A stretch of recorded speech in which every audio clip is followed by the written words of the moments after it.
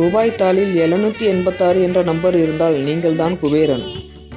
நமக்கு கிடைக்கக்கூடிய ரூபாய் தாளில் 6 இலக்க எண்ணில் முதல் 3 எண்கள் 786 ஆகவோ அல்லது கடைசி 3 எண்கள் 786 ஆகவோ இருந்தால் அந்த ரூபாய் தாள் மிகவும் அதிர்ஷ்டத்தை கொடுக்கும்.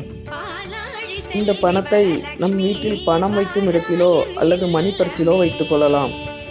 இவ்வாறு செய்தால் என்றுமே உங்களிடம் செல்வம் பெருகிக்கொண்டே செல்லுமே தவிர குறையவே குறையாது.